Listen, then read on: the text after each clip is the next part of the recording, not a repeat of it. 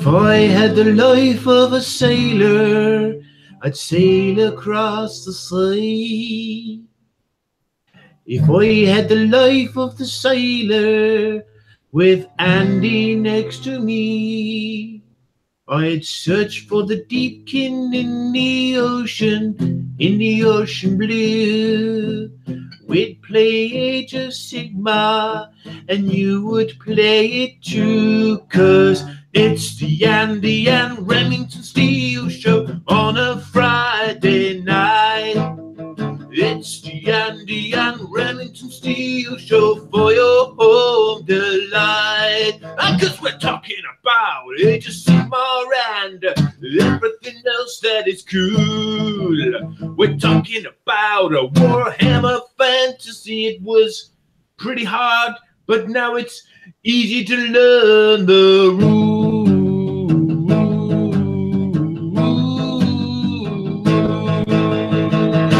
Yay! Yeah!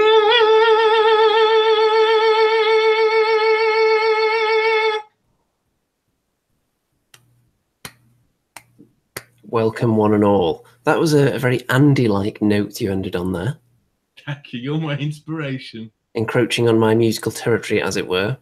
So, folks, it's episode 98. We move ever closer to 100. Will we get there? I think it's a safe bet at this stage.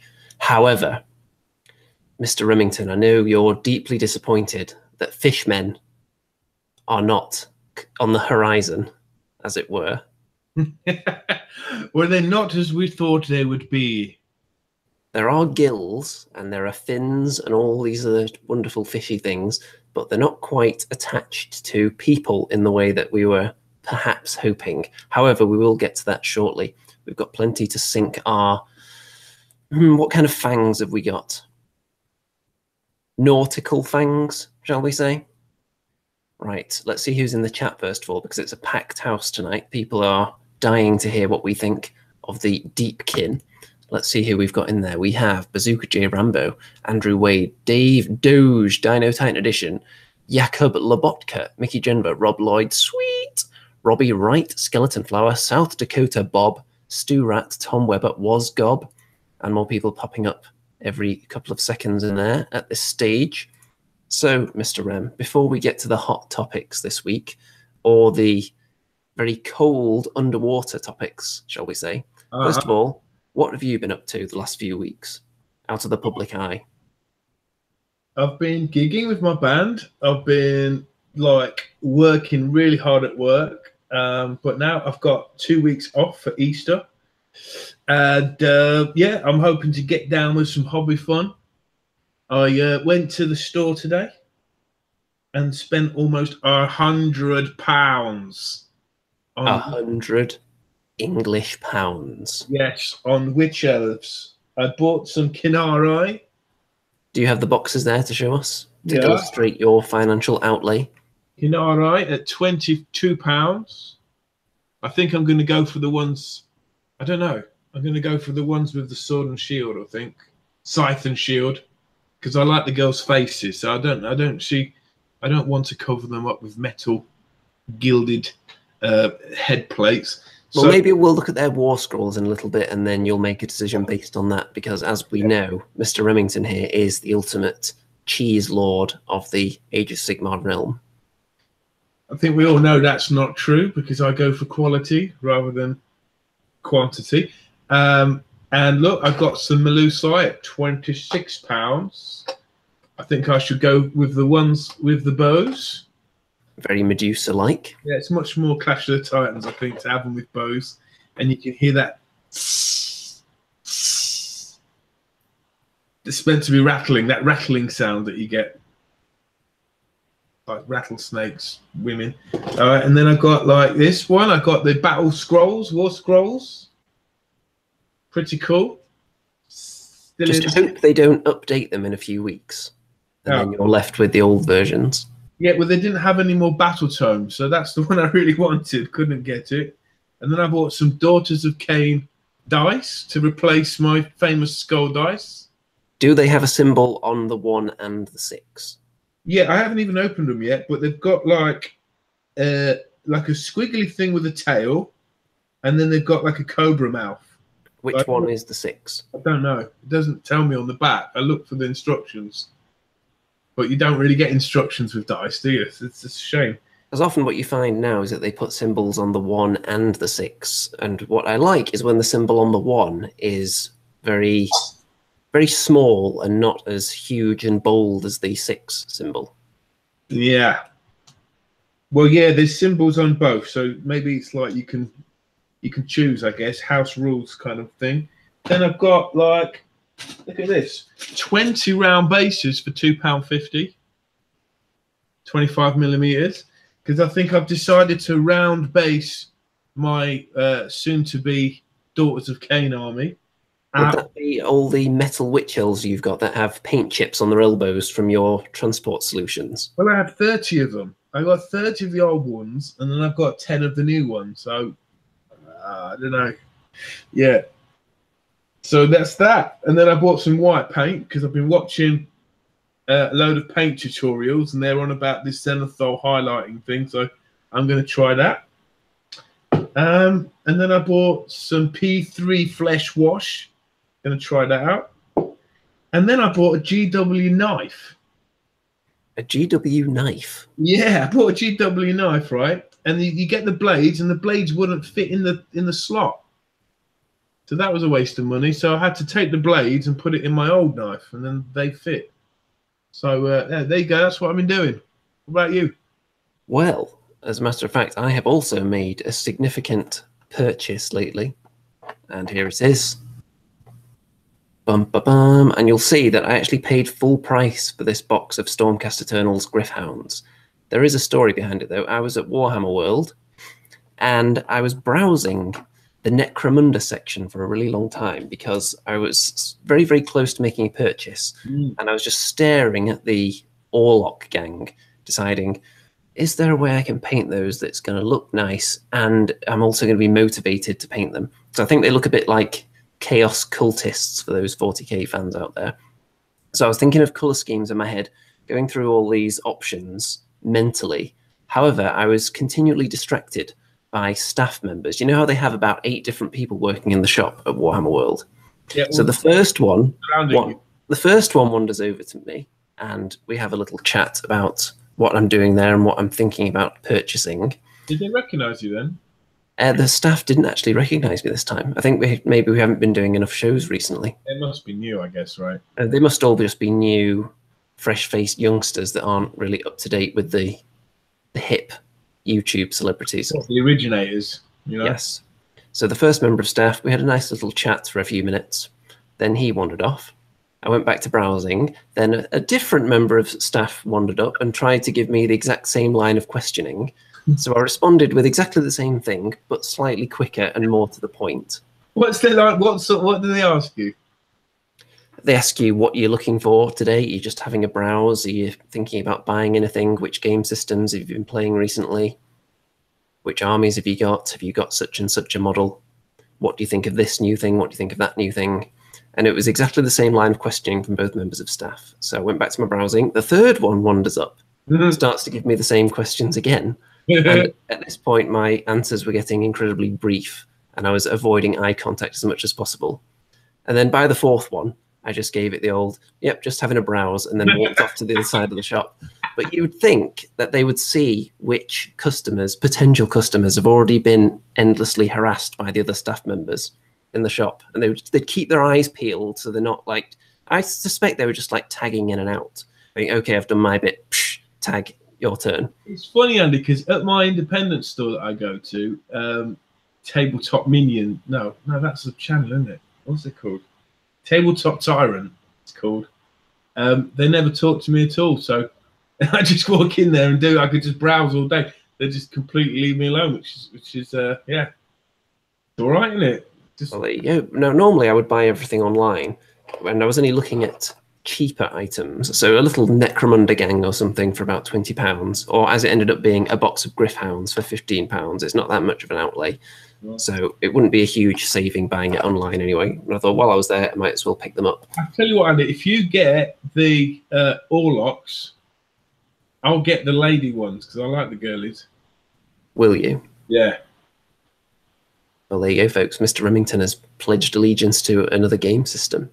But you'll have to show me how to play. Well, I don't even know how to play it yet. Oh, okay.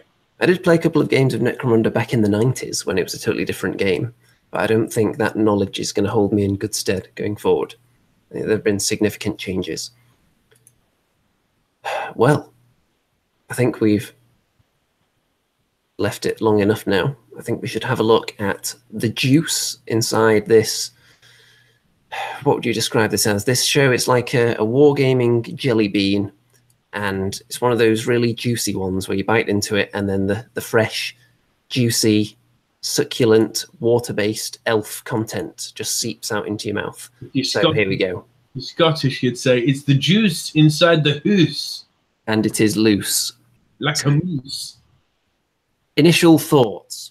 Obviously, we hoped that there would be fishmen, but the main rumour was that it was just going to be some kind of seafaring elves.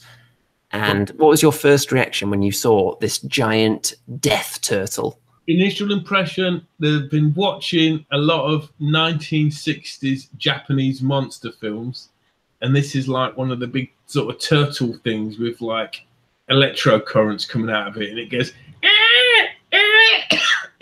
something like that. Except it doesn't break out in a coughing fit at the end of it. No, that's my initial impression.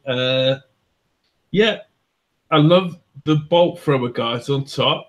And you know how the guy holding the chains, he's got that kind of dark elf corsair. I don't know what you call it. It's like a fan on the back of the head. It's like a sail on his head.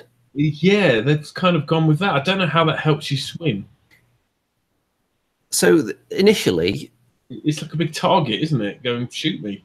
They clearly appear to be fish-based, all these creatures that they're riding on. Yeah. However, they are clearly not under the sea while they're doing battle with the other armies within the mortal realms. So, because the battle tome isn't out there yet, I'm not sure if we've actually been given any information on what it is that allows them to survive, whether there's some kind of magic that creates a field, a very thin field of water individually around each creature that would require it. And do the elf beings on their back require water to breathe as well? I don't know. Did they make friends under the sea? Are the elves so magical they can breathe anywhere? Are they even going to explain it? I don't know. What did you like it? Do you like it?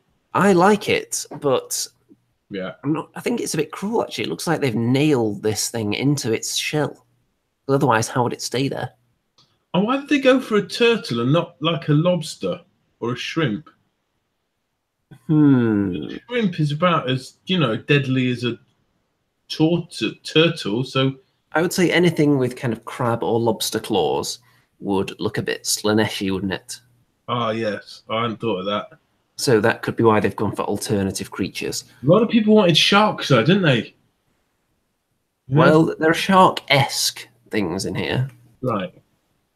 Now, that's what I call a sea cloak. That's the best model by far. It starts off as a cloak, and it gets gradually more moist as it gets down to the bottom, at which point it just becomes water, and there are fish swimming around in it. I love this model. This is like a manga character. It's a little bit kind of like a Chinese sort of hero, in it, but it's just so graceful and original with the water. That's the one. I'm just wondering why the rank and file, which we'll see in a bit, don't look more like him. I mean, well, people are suggesting this may be techless, by the way. What do you think about that? Yeah, that would make sense. But I thought Teclis and Tyrion, this was an experiment, this race, and it didn't work, so they sort of left them alone. Well, maybe they've decided to go back to their experiment. Right. It's like 3D technology in the films. They tried it in the 80s, abandoned it, and now they've gone back to it again. I really like him. I mean, I love the scale armor as well. Yeah, what's not to like about that? Yeah. I like this little group of fish here. I think they're amazing. Yeah, look, they look like sort of, I don't know, from where I'm sitting, it looks like a Japanese tree. Like, I don't know, it's just great. Really good. I wonder if those fish have attacks.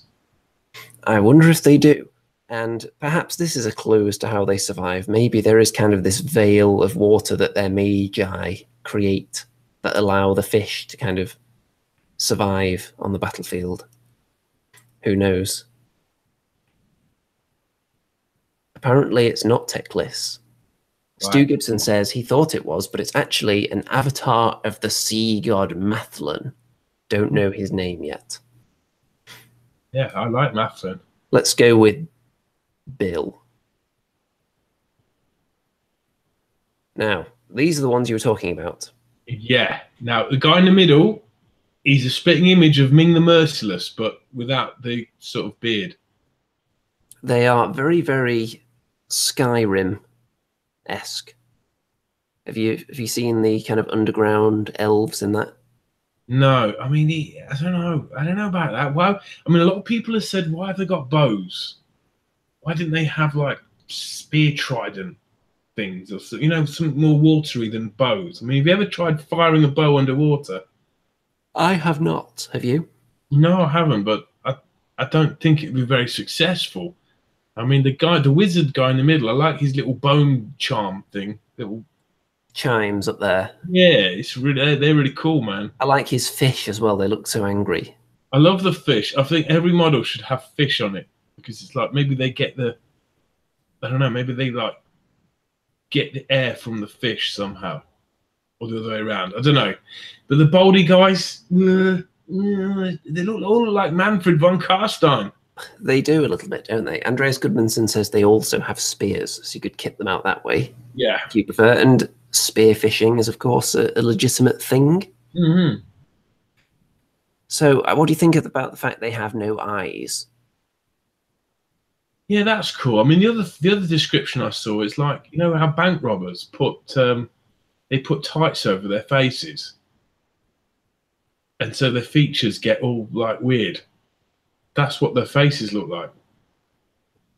I suppose I can see that. Yeah, but I like the fact they're all like in motion as well.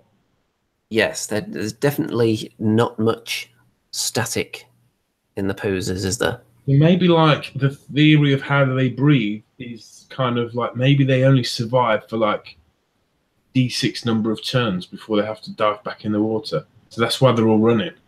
Well, it's all just wild speculation at this point, how they'll actually work with regards to the rules and how they'll theme it around the water and the fish and everything, whether they'll release some watery pieces of terrain that they'll get bonuses from in the same way that certain races have bonuses from, and so on. If you stay on that picture, Andy, if you look just behind them, you can see another build for those, like, I don't know what you call those gator rider things, but there's like, they look pretty cool. I've just noticed them. There's like two on the backs. The one on the back's got a big bolt thrower. Yes, those creatures in the background do look very nice. All the fish, I think, look amazing. I think they steal the show more so than the actual elf creatures. Mm-hmm. And here's some smaller ones, just one elf per cavalry model here, with the nice new bendy flying stands, of course. Love those bendy flying stands. I love the helmets because that makes them look more like Spartan or Atlantean. So, yeah, real cool. Dino Time Edition says you definitely won't mess up the mini by painting the eyes. Yes, a lot of people are terrified of painting eyeballs, and some people just don't in general. I think if I got them, I'd paint the fishy things like tiger. So they'll be like tiger fish. With like stripes. I think the possibilities are endless when it comes to painting these fish. Mm. I think painting creatures like this is a much more enticing prospect than painting the big mechanical monstrosities that I eventually gave up on and sold from the Caradron Overlords. Yeah, I think I'd had much more fun painting a Star Drake than I would do a large ship of some kind. I think creatures, there's something about them. You can go to town really with the colour schemes. And I know you're a big fan of painting skin as well. Yeah, definitely. I mean, the fact that we're seeing all these pictures tells me that they're coming soon. Well, apparently they're only a few weeks away. Yeah, that's cool, man. What do you think about this guy who's holding a scroll up and the octopus appears to be reading it over his shoulder and it's kind of tentacling around him? I think this one's everyone's second favourite model, and I love it. It's sort of like this is how I think all of them should have been. They all should have had a fish symbiote or an octopus symbiote attached to them that's maybe commanding them. That would be awesome in the lore, wouldn't it? But it looks like this guy is the one. There is one thing I can't shake, though. Oh. Now, if you can imagine in some futuristic film of some kind where there's this civilization and there's a king in a vast palace, this is one of his servants who runs up alongside him and then pulls the top off his hat and reveals some beautifully prepared meal and just stands there while the king eats it. Look at that. It looks like a serving dish. Oh, yeah. You lift the lid off and there's like food inside it, yeah? Yeah. It eats the brains. But why isn't there more of these octopuses? They look awesome. Well, maybe there are more. I mean, the monster could have been like a giant octopus, couldn't it? Like a true kraken. Yeah, the one issue that people are having is that some of the creatures they were excited to see that they haven't seen in the initial video, they're thinking won't be coming now. Because if you look at, for example, the Caradron Overlords video, you pretty much saw everything that was coming in that video, didn't you? You saw at least a piece of everything. I think we're seeing everything because there's quite a lot of variety for a new faction. There seems to be a certain size limit on these new races, and then Stormcast will just get an entire new wing of their army. Yeah, it seems like for every new different thing that comes out, there's another Stormcast thing that comes out. So it's like they're like beating everyone 2-1. Yeah, but that octopus is like wicked. Love it. Now, this isn't Sea Elf Deepkin related. This is from another video they came out with, suggesting that there is magic changes on the horizon. Now, Andy, isn't this like a straight up rip-off of Wizards of the Coast? One of those, what they're called? The Dungeons and Dragons things, that like floaty eye things. Are you talking about a beholder? Yeah, isn't it like a straight up rip-off of a beholder? Well, in the fact that it's a ball and it has a bit of a face on it, then yes. I mean, you could convert that into a giant squid, couldn't you? Or that could be, you put a fish face on that. It could be like a giant puff fish, like, you know, one of those puffy fish that puffs up to scare away other fish.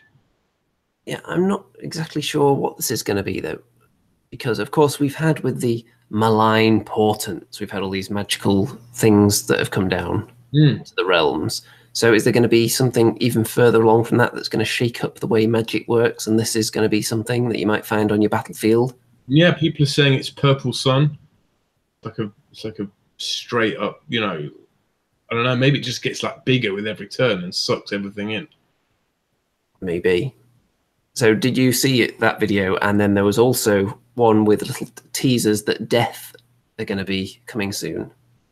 Yeah, and it looks like people are saying the new model for Death could be a new black coach with 4. It does look that way, doesn't it? It looks very coach-like in the video. Now, in the store today, Andy, there was a couple of new like boxes that I'd not seen. We definitely hadn't covered them on the show, but it was like the scenery box with all the ruins, but you get like a board on it as well. Seen that? Yes, I've seen that. It's really heavy. Bigged it up. I was like, wow, this is quite a solid thing. So like tons of new stuff. Can't keep up. Yeah, presumably it's not all going to hit at once, but it does look like it's going to be a very tasty few months for Age of Sigmar, and perhaps 40k is going to have to take a back seat for a little while all these things are coming down the production line. That would be nice, wouldn't it? Amazing. I mean, I've just finished, I told you before, I just finished painting 35 free guild swordsmen. Yeah, and I think that's my human army about done. So I'm ready to start something new. Well, we're going to look at some pictures of them soon. And, of course, you're going to have all your Daughters of Khaine to paint as well. But you're thinking when that army's complete, you want something completely new. Yeah, I mean, I've just got these snake women and the harpy women to paint. And then I've got pretty much everything in the witch elf army then, apart from Morathi. So I think you'll eventually get her as well. Eventually I'll get her. You know, it's always nice to paint the tour de force of your army last, I think. Yeah. Once you've practiced on the lesser beings. Yeah. So overall thoughts then on the Deepkin? Is it more disappointment that we haven't got gill people, fishmen? Yeah, I think for the rank and file, I'm disappointed with the rank and file, but the heroes, the cavalry, if you can call them that, and the monsters, that's a win for me. They're great. Would you have felt better about it if the infantry had had perhaps fishy tails and gills? Yeah, And maybe a fin on their back? yeah. I like the octopus thing, the octopus symbiosis. If they all were like Octomen, that'd be awesome.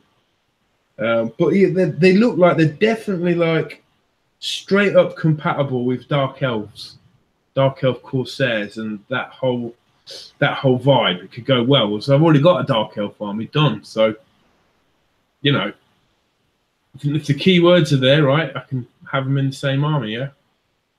How do you think they'll play? Because they look to be pretty fast with some of those long, sleek fish creatures that they're riding around on. So maybe they'll be quite similar to the Stormcast, the really rapid ones. Yeah, I think people are saying, raiders, hit and run. Of course, that was always the Wood Elf style. So maybe Wood Elves, we'll never see them again. So maybe this is as close as we're going to get to quick. Well, they've taken aspects of the old races, such as the Wood Elves, and brought them forward, haven't they, with the Sylvaneth? Yeah. Hey, and speaking of old stuff, we heard about this Warhammer Legends. Well, why don't you give us the scoop on it? Well, at Adepticon, they raised this whole new book idea, compendium, of all the old armies. They're going to give them all war scrolls and keywords and stuff, but they won't be for match play. They'll just be, new war scrolls for every old model. So, if you've got Dark Elves, you'll get new stuff, not new stuff for them, but battle tome. Might be just one battle tome called Warhammer Legends. So it'll have, like, say, the old Morathi on the Pegasus scrolls and stuff like that. So, yeah, it could be interesting. Keep the old players happy. Well, when they originally brought out Age of Sigmar, of course, a lot of the old characters were kind of lumped in. So you had about 8 different dwarf lords, but they were all just put in under dwarf lord or dwarf lord on throne, for example. So they weren't particularly named. So I think it's definitely going to appease a lot of people, that move. Yeah, I mean, there's a heck of a lot of models, though. Like, what about, say, even like just characters like Gotrek that had figures, Well, if they're not allowing them to be used in match play, then I don't think it'll take that long to write the scrolls, because they won't really have to balance them. Right. And then for narrative players, yeah, and they can go have a good time with them, can't they? I believe there won't be points. There won't be official points given to any of those. Which I think is a reasonable compromise, isn't it? If they don't want to put huge amounts of time and effort into these characters that are going to have very flavorful rules that maybe aren't the easiest to balance. No. Right. Shall we have a look at the Daughters of Khaine stuff currently on the GW website? We can have a look at some war scrolls. Yeah, everyone's calling that guy Ming the Merciless now. That's the new thing. Ming the Merciless. There's one model. Sorry, but I mean, I forgot to mention it, didn't I, Andy? But there was one more Deepkin model that you didn't feature, but I brought up a picture of it. There was, actually. So should I do the quick screen share here? Yes, which is always risky when you're involved, but let's see. I haven't done this for ages, man. Do I need to close some of my... Okay. You need to close down all the pictures of naked people that you've got around on your computer before you do this. Okay. Okay, I'm done. Yeah, here we go. What about that guy? Yes, that's the one. Yeah, I didn't have a picture of him. Yeah. Isn't he just like Manfred von Karstein? I was thinking he is exactly like all those undead characters that came out, where they've all got their slightly different creature, but they're all in the same pose. There was 3 different undead heroes you could put on the back, wasn't there? But it's exactly the same pose as that. The Mortarks of Nagash. So maybe it's the same designer, or they've used the same thing. I mean, look, it is awesome. It's a great model. It is almost like they built it around the same frame, though. Yeah, and he looks really piratey. He's got, he's got the patch over his eye, and he's looking, have at them. Give me your gold and your women. It is unfortunate that it conjures up images immediately of a previous model. I had this issue with the Korgath, some kind of the big corn creature. Yeah, cool. There's quite a few monsters that have almost identical pose to that, with the one hand in the air making a claw. And they all look far too similar for my liking. And I think this is falling into that trap. I can't imagine that they built it on the same frame, because that would have just been too lazy, if you will. So I don't think that's the case. I think maybe it's just a different person working on it and thought, here's a cool pose, and didn't check their back catalogue to see that there was a model with a very, very similar pose already out there. Because with it being a sea creature, you could have all kinds of crazy poses going on. If it's not obeying any particular laws of gravity, you could do anything, couldn't you? You could have the tail in the air and the front half of it lower down. Yeah.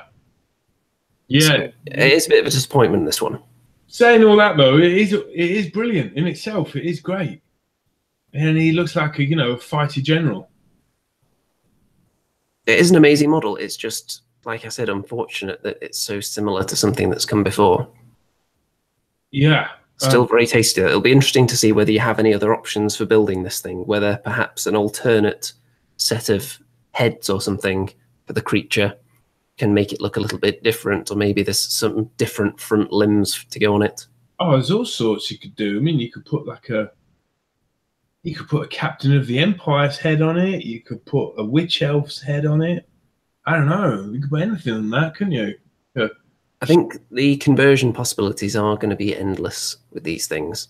When you look at all these new elf models and the existing models in the range, many of which you own, they are similar enough thematically so that you can cross over parts, but not so similar that it was pointless even releasing a new army. It's like if you look at the Caradron Overlords and the Fire Slayers, you can quite easily swap over pieces between them, like some people have done. So I think there's going to be some crazy conversions. Yeah, absolutely. I mean, if you take the guy, the peg leg dark elf, what's his name? He's like a Corsair general. I know the one you mean, but I can't remember his name either. Oh, so many models, isn't it? So many models now. Yeah, that guy. He blends right in with this army, I think. Yeah. But yeah, you just said, what sort of rules will you get then? I mean, are they going to be really fast? I mean, there's a lot of fast armies already, isn't there? Oh. There are, but it doesn't look like they're going to be transported like the Caradron Overlords, because they've only got that turtle that doesn't seem to have transport capacity unless it eats them. So it looks like it's going to be more your fast cavalry, quick striking. Maybe they can pop up from any water source on the battlefield or something. Who knows? Yeah. Wild speculation only at this stage. Stu Gibson says Lockhear Fellheart. No. Lockhear Fellheart. No, not him, my friend. But I mean, he'd fit too. No, I meant the guy with he's got a patch of his eye and a peg leg. I've got the model here, but I've only got the sprue for it. Dread Fleet, I don't know, Fleet Master. Yeah, Fleet Master. There we go. There we go. It's a Fleet Master. I'll tell you what else. That boat. I want that boat. The boat that's been featured in the images. Yeah. Is that just a piece of terrain that they're coming out with? Yeah, I hope so. Well, I hope they bring it out in some way. Yeah. If for nothing else, you can put it at the bottom of a fish tank and it'll be lovely. Yeah. Right. Let's move on. Daughters of Khaine. So I think you own probably everything on this page, don't you? I do now. Apart from Morathi. Yeah. Yeah. I saw MC1 Gamer did like a video on the Witch Elves, on the Daughters of Khaine. And it was pretty cool. They looked at some really strong builds for Daughters of Khaine. And one of them involved like 2 lots of 30 witch elves and 1 lot of Sisters of Slaughter, 30 models.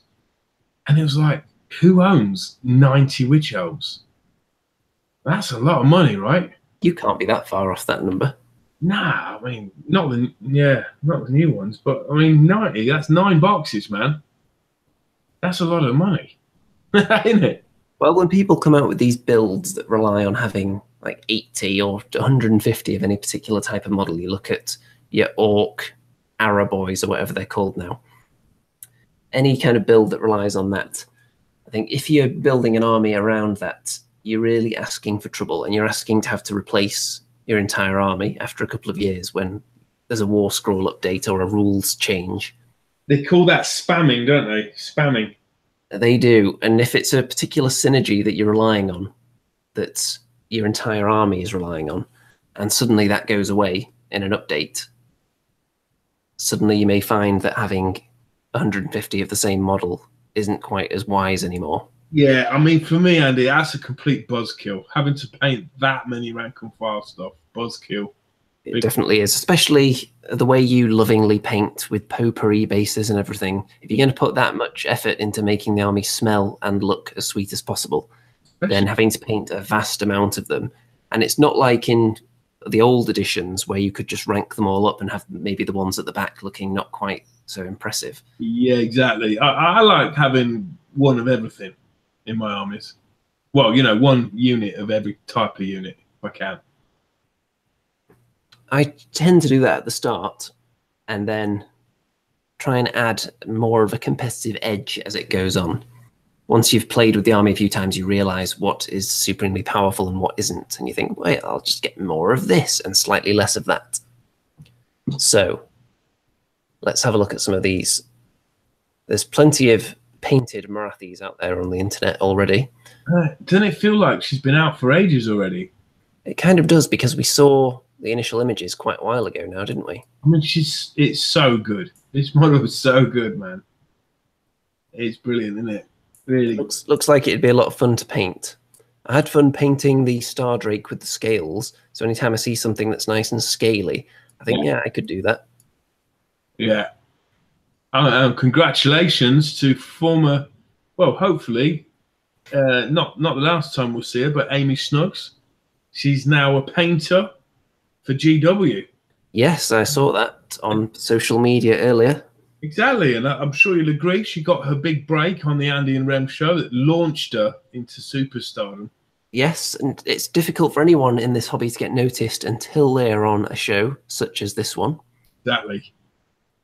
So we'll be expecting a small amount of royalties over the coming months. Exactly. You know, we're expecting some things here at Remington Industries as well. Some, you know, some endorsements. That'd be good. Yes, and she does have a very nice Morathi that's currently up on Twitter and Facebook and everything. So anyone that's not seen that should go and have a look. Yeah. Some might say it looks nicer than the one on the page here. Yeah. Right. Shall we look at some war scroll goodness? Here we go. I love this war scroll. It's very unique, isn't it? Very unique. Let's have some fluff text. Beneath Morathi's aura of beauty lies a darksome secret. Her true form is that of a monstrosity, her vast serpentine body blessed with enormous wings and crowned with writhing snakes. In her Shadow Queen form, she possesses tremendous strength, venom so potent that the smallest drop can slay the mightiest warrior in moments. And her stare is death itself. Right, let's see if the rules can live up to that. Is her stare death itself? So, presumably that's the gaze of Morathi. It's a shame, really. What if she sees a man that she really likes and, like, stares at him, and then he sort of bowls over in agony and dies? Well, too bad, I would say. Yeah. So 6-inch range on it. So you have to be fairly close. On attack, hits on a 2+. And then what does it do? Well, let's go down to the gaze of Morathi. If a target hit By the gaze of Morathi, pick a model in the target unit and roll a dice. If the result exceeds that model's wound characteristic, it is slain. So really, any kind of low wound models, anything up to about 3, you'd probably target this at and just take them out in one go. Just stare at one per model and it's gone. Just a nice little bonus attack. And if you're up against 2 or 3 wound models, it's going to be quite reliable at taking them out. For taking out heroes, you could do it if you're taking out 4 or 5 wound heroes, but it's going to be more difficult. And then there's plenty of other attacks here. The Heart Render has 6 attacks, but then eventually drops down to 2. And the Envenomed Tail does 6 damage, and then eventually drops down to D3. So it looks like lots of combat goodness is going to be dished out here. All hitting and wounding on 3+, with varying amounts of rend. And different ranges on the different attacks as well, which is interesting. Yeah, she's a toolbox. But, you know, you can choose when to turn into this big creature. Or it may happen if you get wounded. But if original Morathi gets wounded, and she can only take 3 wounds, I think, per turn, then when she turns, will keep those wounds against her. So you'll be diminished when you turn, if that makes sense. Yes. We've got a couple of comments on this. Slugger Boys says you can pick off unit specialists with the gaze. Yes, if there's something with a particularly potent weapon that you're worried about, you can just stare at it and destroy it. Mickey Jennifer says, I stare at people, they don't turn to stone, just call security.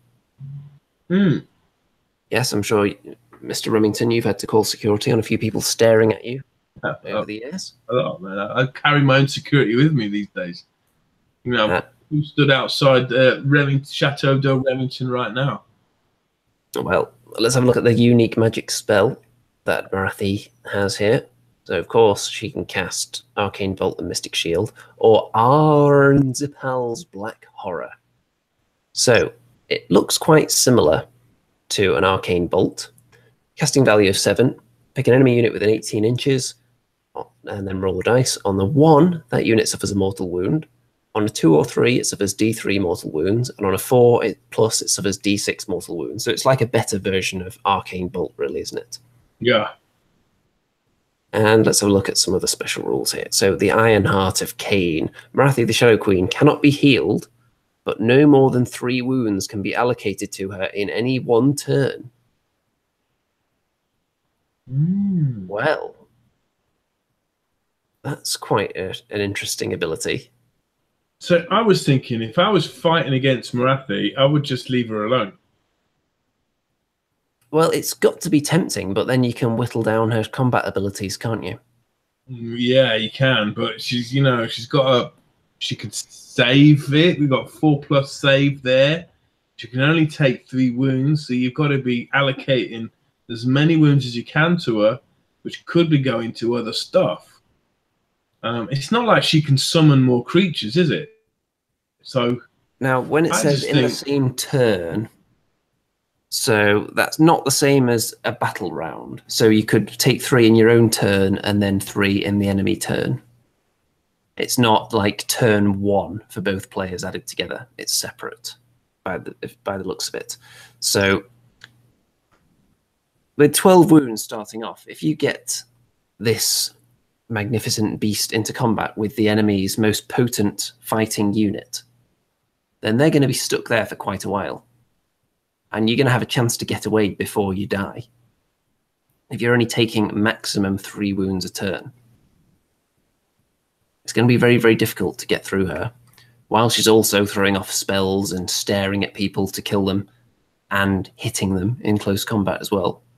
And of course, she can fly with a move of up to 14, depending on how many wounds have been suffered. It's very unlikely she's going to die at all, Andy, because if the game goes to sort of 5 turns and she doesn't lose any wounds in the first turn, you're going to have to get full wounds on her every turn. Yeah, if she doesn't get into combat and she's only taking damage from shooting attacks, let's say, it's going to be very, very difficult to finish her off.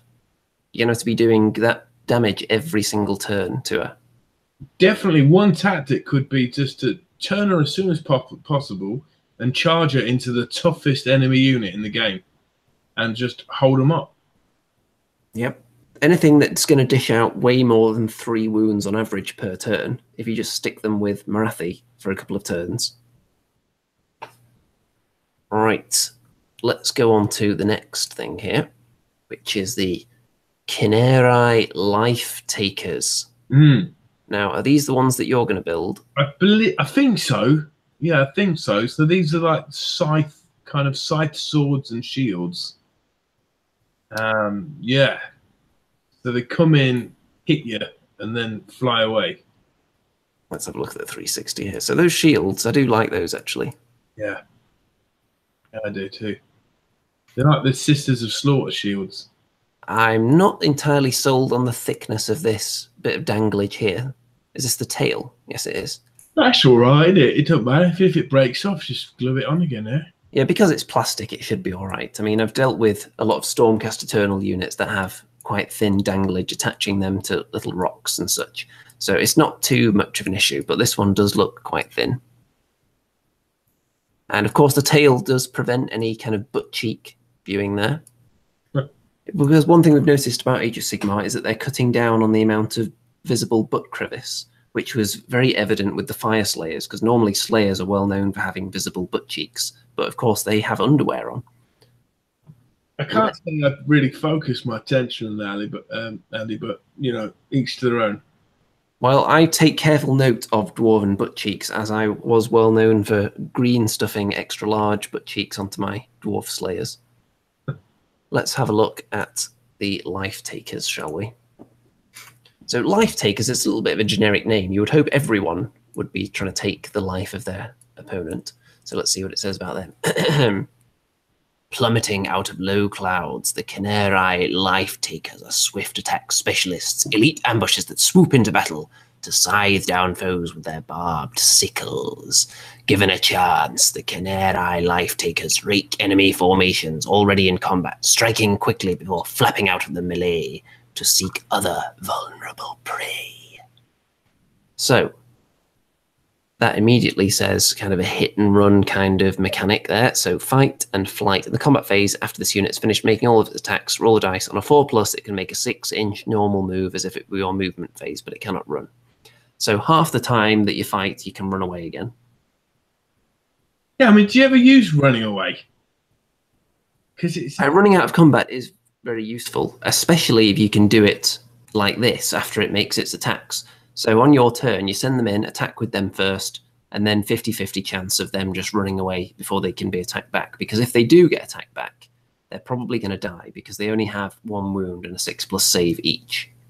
That's what I mean. I mean, with my Sisters of the Thorn, they're great for running away because they've got a spell that heals troops back when they die. But you know, if like you try and run away and you fail, and then half or more than half of these are killed, then you've only got like a couple of models left, and they're going to be pretty useless. So I don't know if running away is always necessarily a good thing. I've just had a look at some of their abilities here. So add 1 to the damage of their barbed sickles if they charged, which they will do, with a move of 14. And their shields, if they're in the combat phase, they actually have a save of 5. And if you make a save roll of a 6, then they pierce their assailant's heart. So 1 mortal wound is dished out after all of its attacks have been made. Wow. So you see quite a bit of that, don't you? Shields, where if you roll 6 to save, then the enemy takes wounds. There's a bit of that with the Stormcast characters. There's also the Descend to Battle ability. So instead of setting up this unit on the battlefield, you can place it to one side and say it is circling high above. And set up the unit anywhere on the battlefield that is more than 9 inches from enemy models. They've got huge movement, haven't they? Move They forward, have.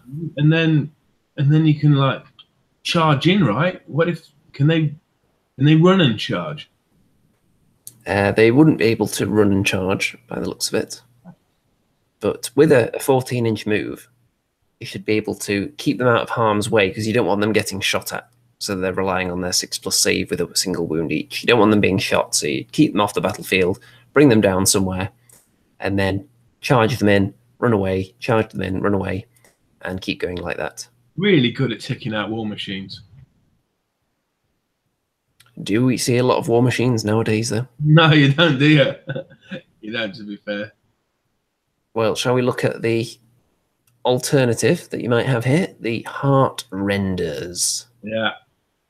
So these are the slightly more covered in the facial region versions.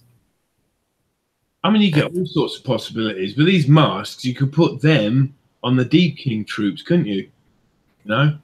Well, you can mix up all the different kind of heads, I would imagine, across all these new elf ranges. So do you know the lore about these masks? I'm sure you're going to tell me. Yeah, well, you know, witch elves that become Sisters of Slaughter, or perhaps even Khinerai heart renders, they get their hair cut off, which becomes the whip for the Sisters of Slaughters, and the actual golden masks are welded onto their faces, so they're like permanently on there. So yeah, some of them die while they're doing it, and the ones that live become you know, initiated, so to speak. Very nice, isn't it? Right. Let's see what we've got here. The Khinerai heart renders are swift and merciless, sky predators that scan the battlefield for suitable quarry. These bat-winged elves streak down from on high. Streak down? They should probably put some clothes on. Using downward momentum to launch a volley of barbed javelins before swooping off to avoid any return fire.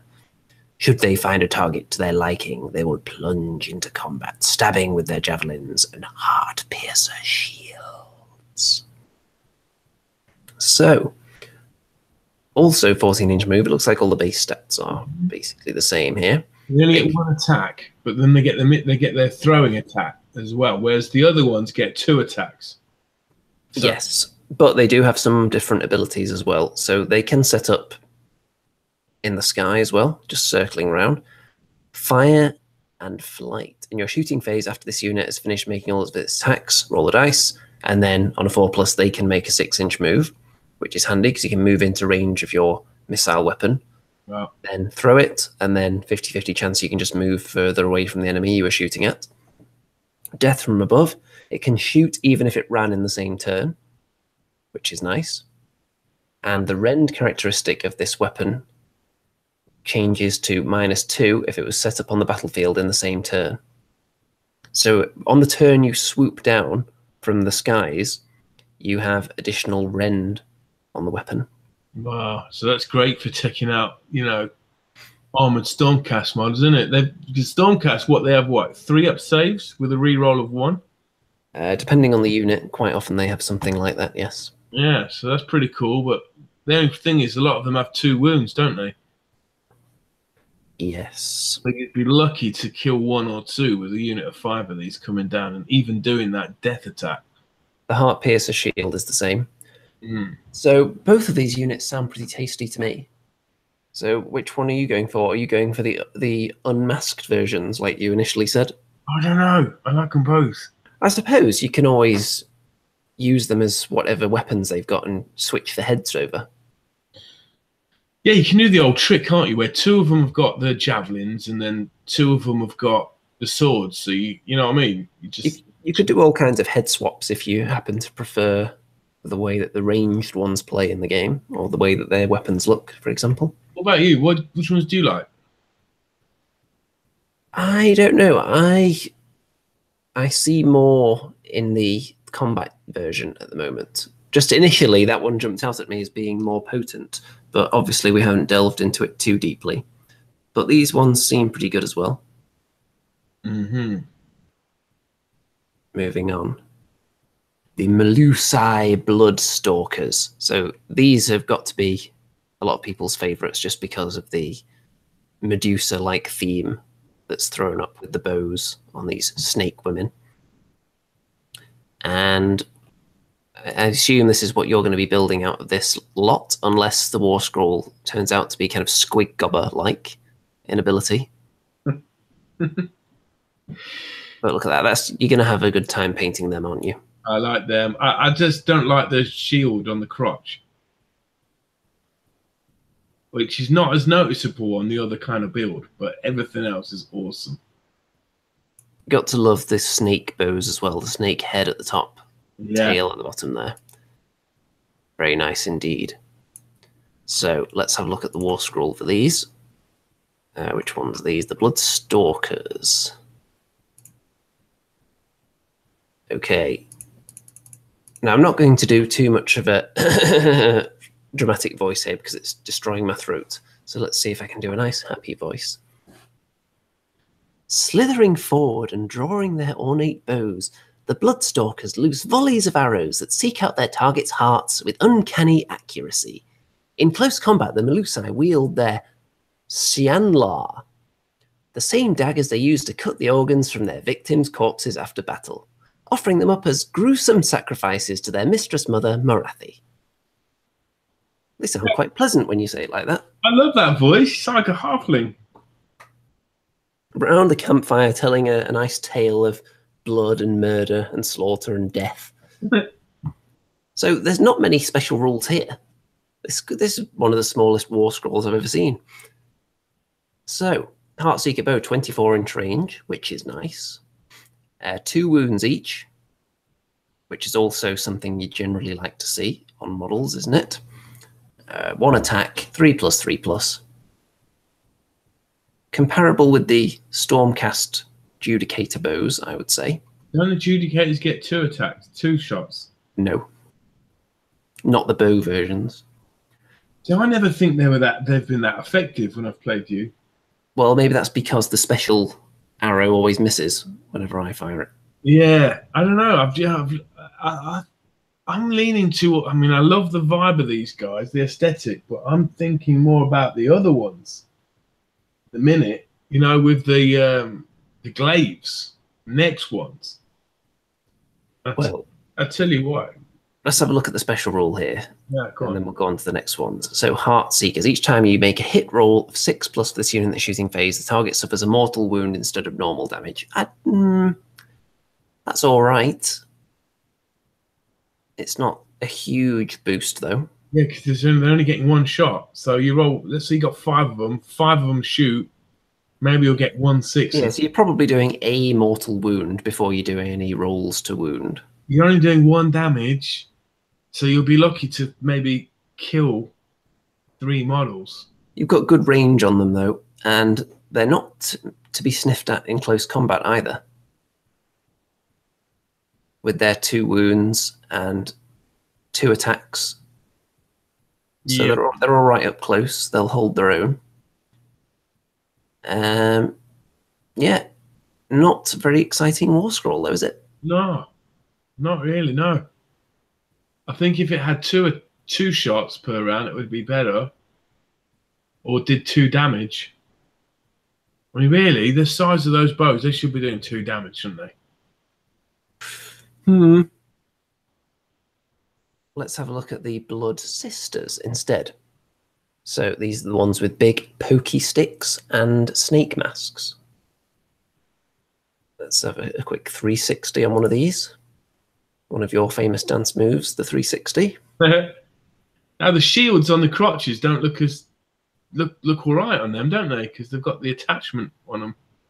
Look a bit cooler. Yeah, they look a bit more armoured for battle, don't they? Yeah. It could be the paint job is slightly different as well.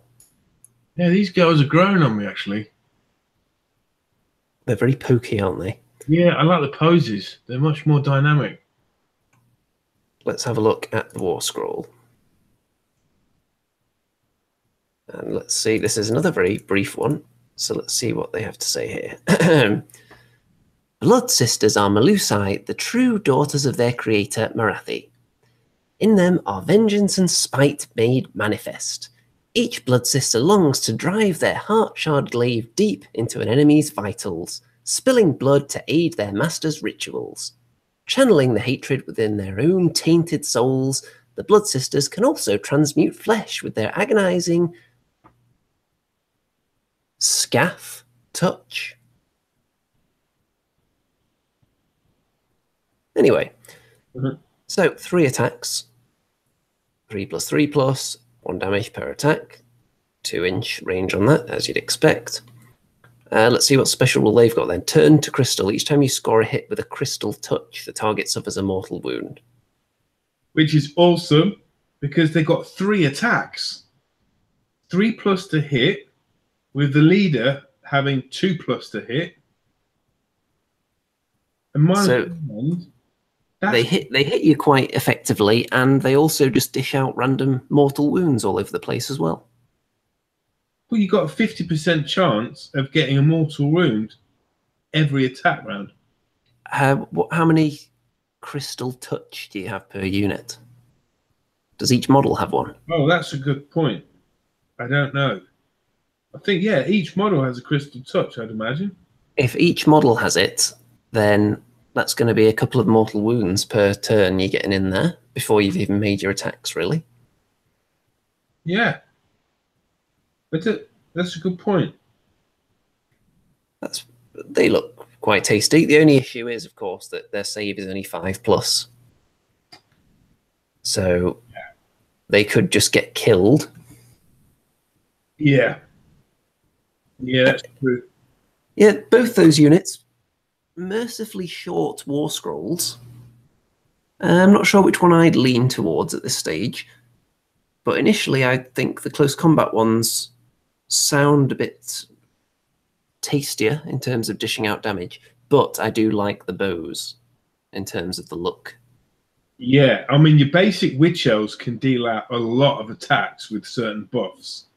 So you might want, your close combat ones to be the rank and file.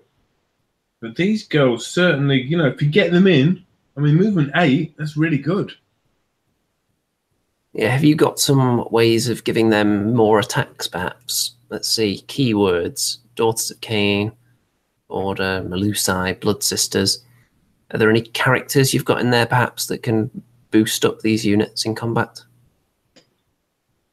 You can reroll failed wound rolls with Witch Brew from the Hag Queen. And which units does that affect? You can pick a friendly unit of Daughters of Khaine. So that would include these, yes. Within 3-inch. Get them to drink the Witch Brew. If you do, until your next hero's phase, you can reroll failed wound rolls. And with -1 rend as well, and 3 attacks, it's pretty cool. 3 up to hit. Yeah, obviously you only get a small piece of the overall picture when you look at just the plain war scroll on its own, because it is a game of synergies. Okay, I think we've looked at all the juicy new stuff there. The only thing we haven't looked at yet is probably the Daughters of Khaine dice, of which you have a pack now. So let's load that up. Yeah, one more thing, Andy. If you've got a Slaughter Queen, they've got a command ability called Daughters of Khaine, and any unit within 14-inch of that model, if it's within 3-inch of an enemy unit, it can pile in an attack as if it were the combat phase. Sounds tasty. Yeah. Are you having all these new and exciting tactical thoughts flowing around inside your mind at the moment?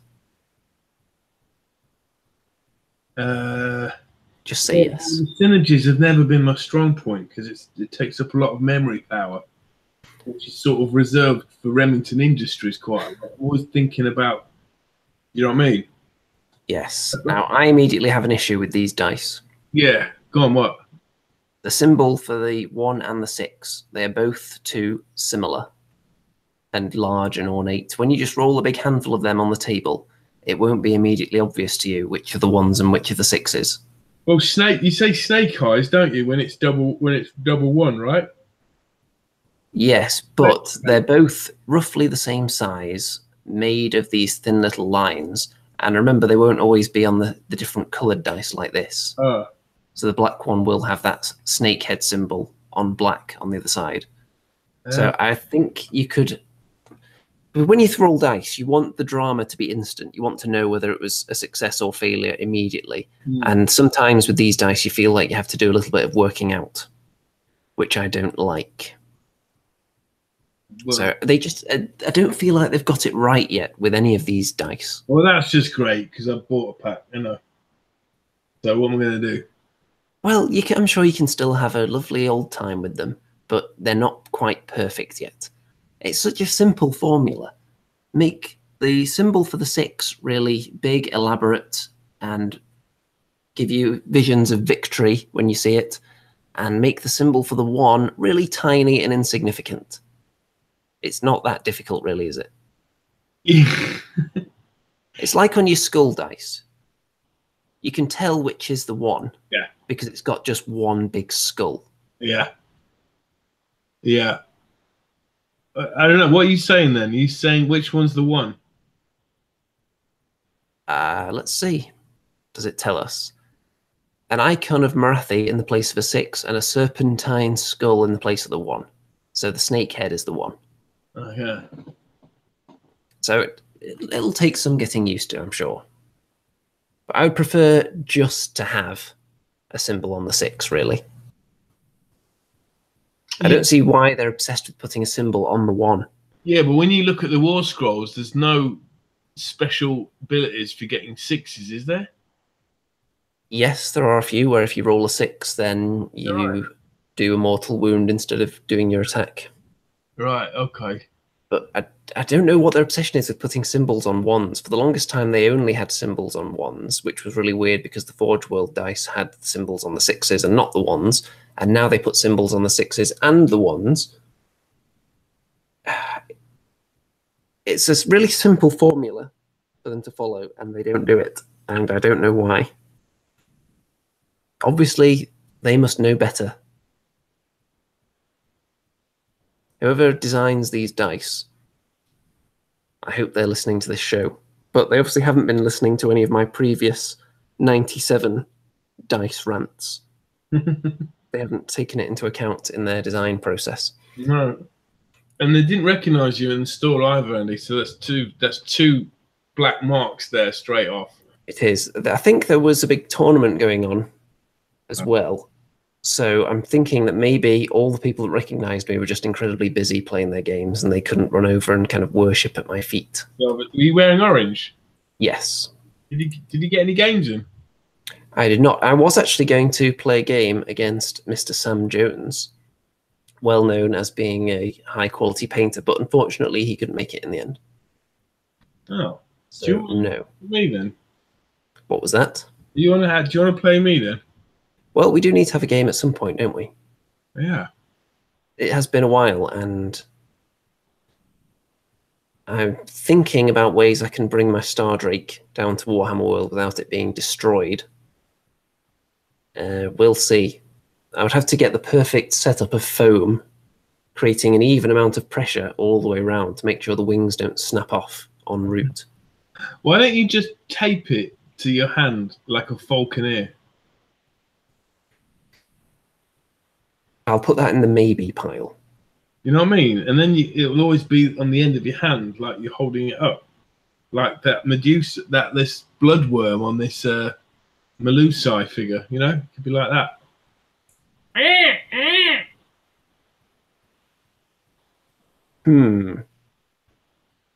I would consider it. However, this is advice coming from the man who is well known for transporting all his almost antique metal miniatures that have been lovingly hand-painted over many years, all together in a big box with no foam padding at all, driving over too fast over speed bumps, and elbows banging together, paint chips as far as the eye can see.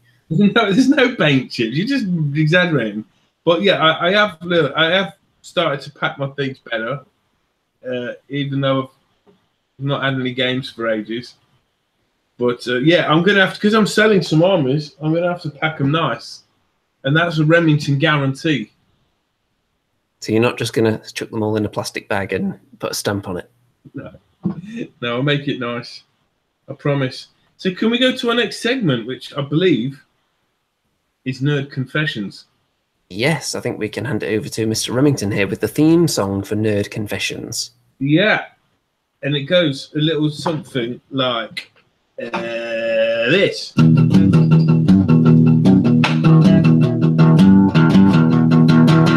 What What's your nerd confession, baby? I'd really like to know. What's your nerd confession? You can tell the Andy and Remington show. What's your nerd confession, baby? What's your nerd confession, baby? What's your nerd confession?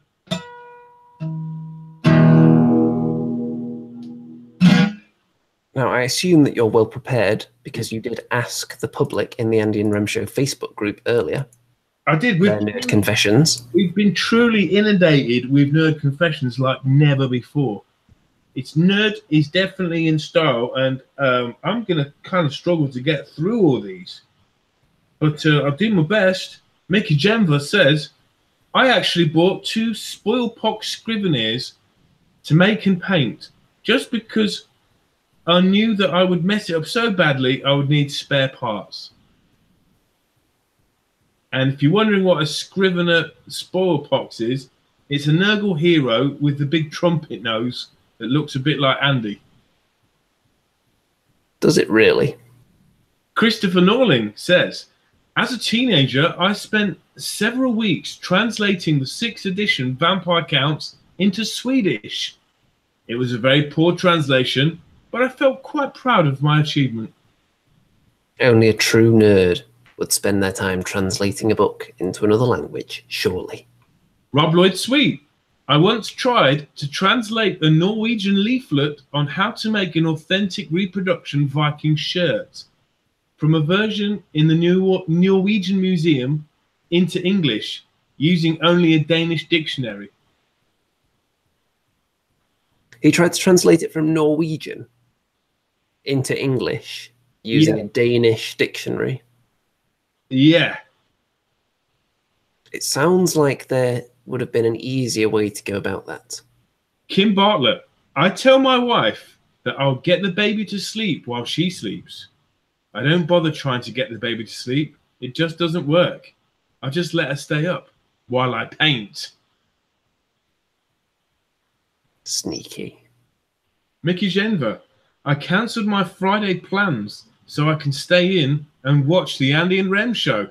How nerdy is that? I wouldn't say that's particularly nerdy. I think we've transcended nerddom into mainstream hip. I mean, isn't it comforting to know that right now there are women in bed watching this show? It's comforting to know that there are people all around the world, some of whom will be in bed looking at the clock, some of whom will be just waking up to our show.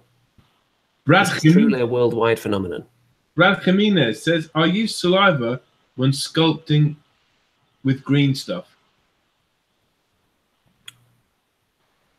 Well. Rafael Mash says, I think of GW miniatures when I paint Mantic ones. Now, there are some very nice Mantic miniatures out there. For example, they're undead.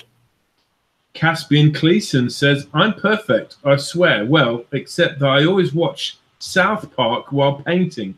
And one time I laughed so much that I pushed over a pot of green wash. So now I have to try and have a stony face while painting. So, quickly, on that note, when was the last time you spilt a GW wash, by the way? Ages ago now. I used to spill them all the time because when I was a kid, I used to paint on my bed with like a board on the bed just to keep everything flat. Oh dear. Of course, that didn't work too well for me, so I was constantly spilling paints. But yeah, now I've bought a handy set of little plastic drawers that I've got all the paints in. So I just take out the ones I need, and I've got a proper table. Well, I can tell you that I haven't spilt one of these washes for a very long time since I started doing this. Look at that. Oh wow! Blue tack to a base. That's $1 million idea. It is. I've done a video on this in the past. It's much more difficult to knock them over when you do that. Especially these new big ones. Every day, it seems, in some Facebook group or other, someone posts, oh no, look what I've done. And they've got this huge puddle of wash all over their table. Well, I'd buy that for $1. Daniel Poljak says, oh, it's Dino Titan edition here. Sometimes when I paint my iron jaws, I make aggressive grunting and fighty sounds like, oi, you there. I'll eat you all, little git. Catching, whoop, ah. My wife doesn't say anything about it, but sometimes she shakes her head and walks away. I believe it's laughter, what I hear, while she fades into the living room. Well, do you ever talk to your miniatures while you're painting them, Mr. Remington? I don't. What about when you're assembling them? Yeah, I might swear a few times.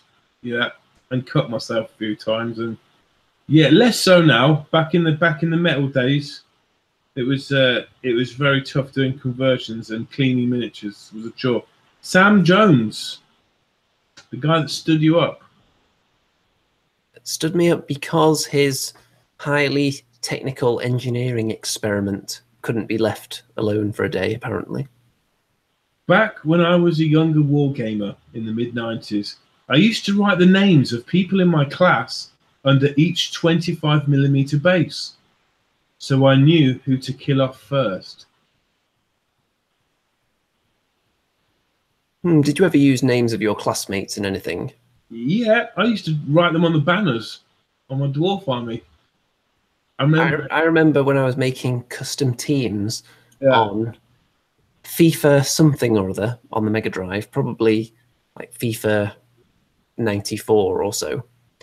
Then I used to give the custom players that I made names of my various classmates, except the one that was me always had the highest skill level, obviously. But I don't think I've ever written the names of classmates on miniatures at all. I had one that said, "Now you die, ginger nut." That was one I had. Sounds a bit nasty now, doesn't it? At the time, it does actually. At the time, I thought it was funny. Yeah, one of our friends, we called him Cod Eyes. So I had one that says, "This one's for you, Cod Eyes." Was he a fishman by any chance? No, but it was. I wrote it on a cannon. Minutes of fun. Okay, Josh Eaton. On the day the Overlords came out, I spent hundreds of hours converting them all into Chaos Dwarf Caradrons. Now they're all poo-poo. Nick Trajano. I'm about to go 50-50 in on a Bloodrak Shrine. I don't like or play Daughters of Khaine, but I want the bits from the elf women for my Wanderer's Force. And some of these don't seem like true nerd confessions. If you told any of these to an average person, trust me, it's nerdy. Quinn Liu, I hope I haven't said that wrong, but I regularly spend more time looking at models on the internet and watching tutorials than I actually do hobbying or painting anything. Well, I think that's definitely true of a lot of people. I've really slacked off on the whole hobbying thing for quite a few months now, but I'm getting back in the groove now that I've got rid of those Kharadron Overlords. I was thinking of making a video, actually. Kharadron Overlords stole 6 months of my life. Why do they so much for you then? Well, is it just because they're covered in armor and big? I don't know. There's just something about them. Staring at them, I couldn't bring myself to even attempt to paint the airships.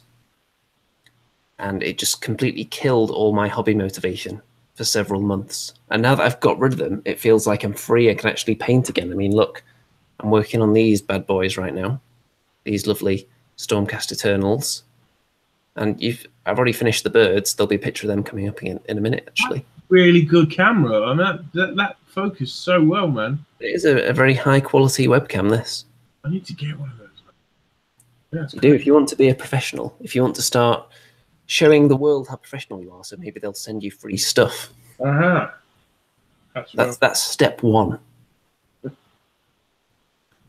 Any more nerd confessions before we start looking at things people have painted lately? That's it, my friend. Okay. Thanks for them, guys. Thank you. Let's immediately move on to this then. So, Remington, this is obviously some of your handiwork. Do you want to talk us through this paint work you've done here? Well, if you've been a true fan and followed this show, you will have seen me build this army from nothing to this mighty force that you see before you. It started off with the Fire Wizard on a little converted box of woody thing. And, yeah, then some, what are they called? Priests, the Baldy Priests. And yeah, load of heroes, Volkmar the Grim, load of flagellants, some 10 handgunners, and then on eBay I got a sweet deal for like 30 or so swordsmen. And I bought them real cheap and then realized they were all the old swordsmen that nowhere near as nice as the newer ones. But what the hey. Now I've got 40 swordsmen. I've painted 37 of them. That's it. I'm not doing no more. The bases make a huge difference on this army.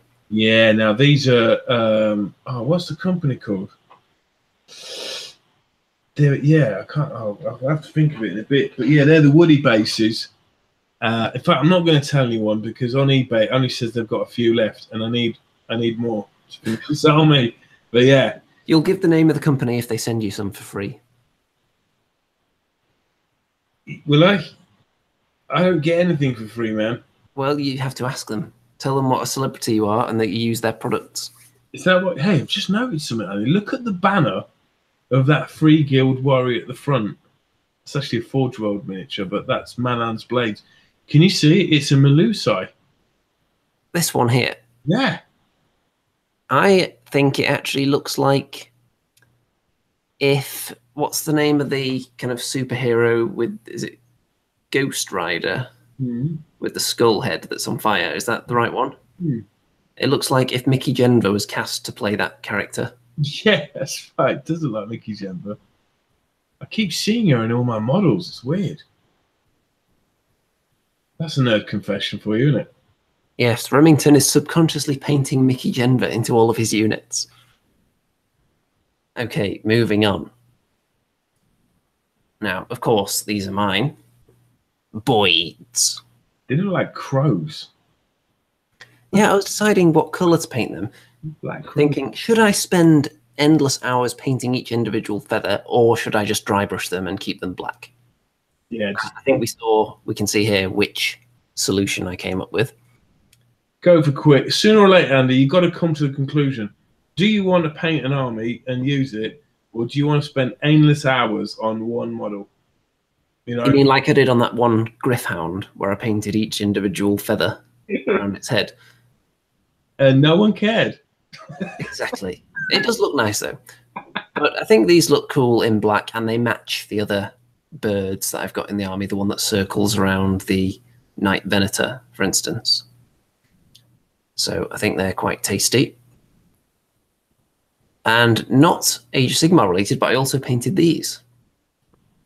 And they, of course, they're highly compatible with Age of Sigmar since they're on round bases. I can just use them as skeletons. But these are undead goblins. Goblins? Not halflings? Nope, these are goblins from the Bone Fields Kickstarter, which I provided the voiceover for the video. Wow. And you painted those? Yes. These are pre-release, so these are in metal, but the models that people receive from the Kickstarter will be in resin. You did a good job with them. Now, this is all base coats, highlights of the clothing, slight highlights on everything, and quick shade, which I love. I love using quick shade on bone. Yeah, that's the way. Skeletons, it just makes them look very nice indeed. Yeah. But these really nice models. I did a video on these earlier if people are interested in hearing more about the process behind them. And there's a single dwarf as well that was in there. Wow. Skeleton dwarf. I think he looks quite tasty as well. Definitely use these for, like, I was going to say vampire counts, but yeah, you know, whatever, undead army. Indeed. So I would encourage everyone to check out Ancient Grudge's Bone Fields on Kickstarter right now, if you haven't already. If only just to hear my wonderful voice talents in the video. Okay, from some of the community members now. Caspian has painted these. Wow, the bases are wicked, man. They look very, very icy, don't they? Yeah, I've not seen that style too much. I like it. Yeah, real cool. Haha. Get the pun. Cool. And another one from him. Yeah, this is the stone horn, isn't it? Yeah, I'd maybe just like put glaze on the base. to make it look like ice. So it's shiny. Yeah. Yeah, I can see that. The Stonehorn's head is amazing, man. Yes, I like the placement of the snow on there. I'm always afraid to have snow and other such effects on the miniature itself, because I always think, well, I'll accidentally put on too much and it'll ruin the whole thing. But I think he's got it just about right here, hasn't he? Yeah, that's the first time I've really looked at the expression on the Stonehorn's face, and it's through this paint job.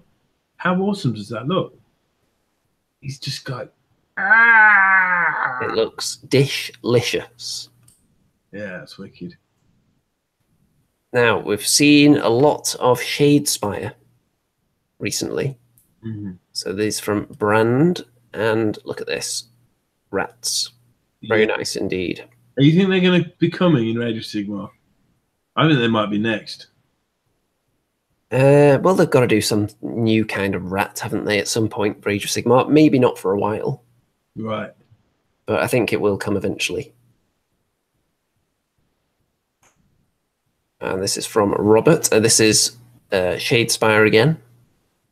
Yeah, these are my favourite. I think this is my favourite set of Shadespire minis.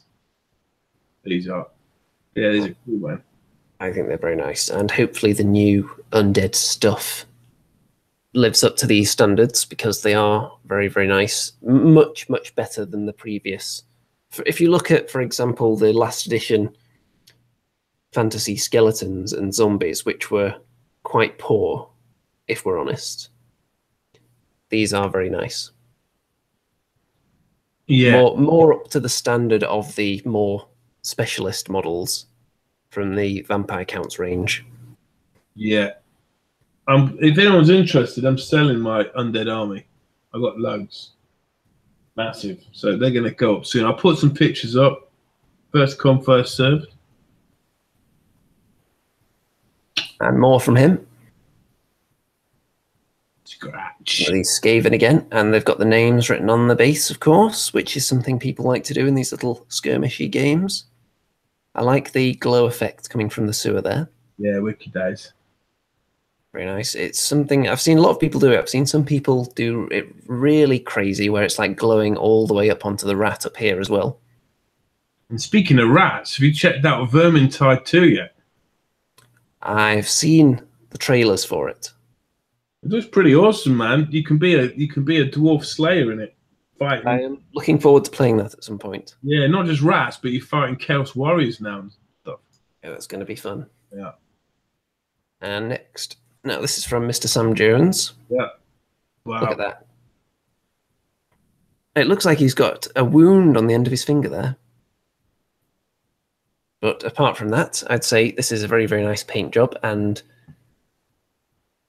definitely a couple of baby steps above my Stormcast, shall we say. But he is just a painting beast, really, isn't he? Okay, look at this. Really good, man. Yeah. And if you think that's good, there's the top shelf of his cabinet.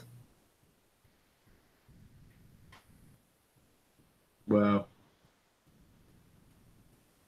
The only thing I will say is that because his Gryph-hound is kind of a ghost, then maybe I can say that my Gryph-hound is perhaps more impressive because it's actually got colours on it. So what do you think about that, Mr. Jones? I'm not sure about the rest of it, though. I'm not sure I could really claim anything else I've painted as good as this lot. I mean, look at that Star Drake. Yeah, that's crazy. That comes top of the tree there, doesn't it? That's real nice. It does. And finally, this is from Andre. And these are the Fire Slayers from Shadespire. I was considering possibly picking these up as well, because people are talking up Shadespire. It seems to be quite popular at the moment. And I do like the Fire Slayers. I've just never wanted to paint an entire army. So this might be a good opportunity to get some of those. Well, to be honest, I suppose you could use any 5 dwarf models, couldn't you? Or 5 berserkers, 5 slayers. I think you probably could if you've got them to hand. But that one with a massive axe or massive hammer, that's sick, man. It is. Very nice paintwork here. A variety of beard colours. And you'll notice that when people have a small amount of models to paint, they get a bit more adventurous because you're not just painting them in a production line to get 30 or 50 of them done for your army. Yeah. So people make them look more individual. Yeah, I think I prefer white beards on dwarves, personally. Black beards on dwarves just look like chaos dwarves, don't they? They do a little bit, yeah. On black beards. Okay, that's the lot. Yeah, that's wicked. Now, there's one more thing I just wanted to like slot in here, Andy, just due to public demand. Uh-oh. And that is, it's Remington Industries related, yeah, but it's basically the $1 million idea of this week. And there's been many, but top of the tree has come this one. Trump. Should I be terrified? No. Embrace it. It's called Trumped.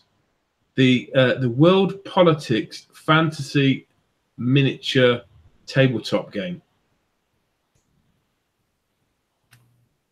So the factions are you can be Donald Trump's faction, you can be Xi Jinping, you can be Vladimir Putin, or you can be King Jong-un as well. So, I mean, it all came from a really nice little discussion with Nick Trucano. He's like, if Donald Trump had AOS rules, what might they include?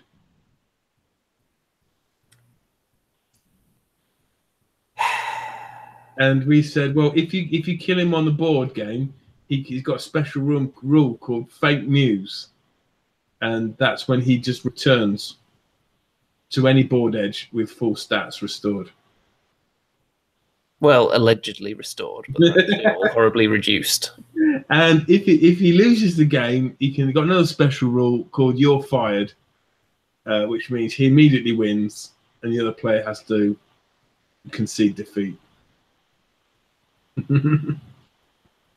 I think that's $1 billion idea, my friend. Well, let's just hope that in an FAQ or an errata coming up soon, they add the impeachment special rule. And with that, Mr. Remington, are you prepared to play us out for the evening? I'm always prepared, Andy, but I believe it's your turn. It's your turn. I don't believe I'm going to be singing us out at 11:30 at night. Well, I sang my heart out at the start of this song. In fact, you should all do, when this show's over, all do a rewind, because that intro was one of the best I've ever sung. That's going on the greatest hits cassette tape. People start piling in your potential lyrics for Mr. Remington singing us out here. Oh, God. Me, why do I have to do it? Oh, go on then. All right, come on then. Let's do it. Come on, folks, start commenting away and keep it nice and PG, if you will, since you will have to actually sing it. Oh. I don't want to have to chop part of this video out afterwards. Right, there's a lot. Have you got a tune in mind? Maybe something else, that perhaps seafaring, something fish-based. Ooh. I could do a little I could do a sea shanty. You could. Andres Goodmanson says, "What happened to what the hell is that?" Yeah, we do need to bring that back soon, don't we? Well, GW did steal it, to be fair. They did. Maybe we'll bring it back for episode 100 with a grand prize. Okay, guys, thanks for watching. It's great to be back. Hey, this was Andy and Rem Show number 98. It was. And thanks to everyone who's been watching this evening. There have been quite a few people chatting away amongst themselves in there. And don't forget to check out all the links in the description, the various social media. The Andy and Rem Show Facebook group, for one, is the place to be for all the cool cats in the Age of Sigmar world. And with that, let's hand things over to Mr. Music himself, Remington Steel. Put your comments in, I'm going to sing them. My name is Rem, I'm here to say I'm gonna play AOS in a crazy way. Oh no, I missed it, said Danny Ashby. And no one else commented, but she said she was late. She's late, I'm late, always late. In fact, I'm very fashionably late.